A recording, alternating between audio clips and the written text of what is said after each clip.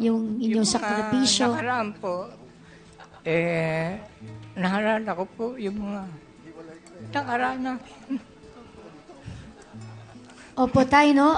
Ano ba yan?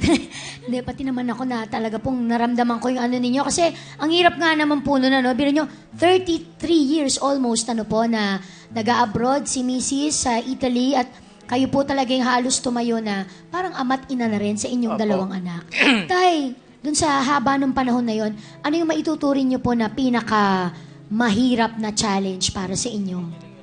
Yung pong hindi po ako makalabas dahil nagkasakit. Wala naman akong malapitan.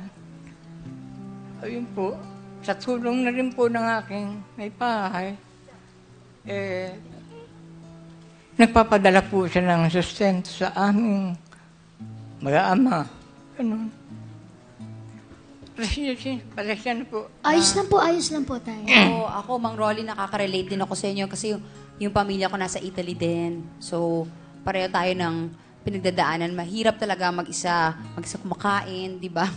O hinahanap po talaga yung inaalagaan ka ng pamilya nyo, di ba tayo? Opo. Tsaka Lex, kasi wala na yung dalawa niyang anak. Nandun Yun na nga, kasama po ni kinuha Mrs. na. Ano, tay? Opo, andun na po nagtatrabaho. Gaano po kalungkot para sa inyo yon? Ay, O super kahirap? lungkot po dahil unang-una, yung mga mahal ko sa buhay malayo. Ako lang nag-iisa rito. Ano man ang maging problema ko, sinasarili ko na lang. Opo. Minsan, lumalapit na rin po ako sa mga kapatid ko. Opo. Pero kasi nga, alam mo si Tatay Rolly, tinry na rin na magstay doon, di ba? Kasi kinuha rin naman siya ni Mrs. dahil natagal doon. Kaya nga lang tayo, ano niya po yung sabi niyong dahilan at hindi kayo nakatagal sa Italy? Kasi pagka ang season doon na malamig, super lamig, hindi ko makaya yung katawan ko. Yung health ko, hindi kayang dalhin yung lamig. Kahit na patong-patong ng suit ko, ganun pa rin ang nararamdaman ko. Ngayon, pag mainit naman, sobra init. Dito nga po sa Pilipinas, 36 lang Celsius.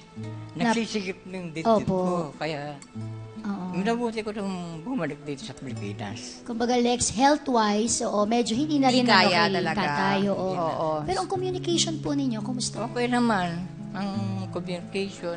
Nagtatawagan po kami, gano'n, kumusta, kung anong lagay ko. At madalas nila akong pangaralan na mag-ingatan ko ang aking kalusugan. Ayun, sila naman ang bahala ngayon kung ano man ang pangailangan ko sa aking sarili. So, Daddy, umaasa po ba kayo na darating yung araw since hindi nyo kaya doon na sila na lang yung uuwi dito? Opo, maaaring 2 years na lang naman po ang pagtatrabaho ng misis ko. Magre-retire na. Kasi yun naman 35 pala. years na Oo. 33 na ngayon. 2 years pa. 2 taon na lang. Sobrang Dalawang taon konti na na lang noon. Di ba? Ano pong mensahe nyo sa inyong pamilya? Sana ganun din. Magpakabait sila doon. Makisama mabuti sa ibang tao. At wala po akong masasabi sa mga anak ko kasi super bait po yun. Talagang ang pag-care nila sa akin, ganun na lang. Ang pag-aalala, ganun. Magbabait po sila. Wala akong masasabi. Kasi kahit sa ibang tao, maano sila, matulungin.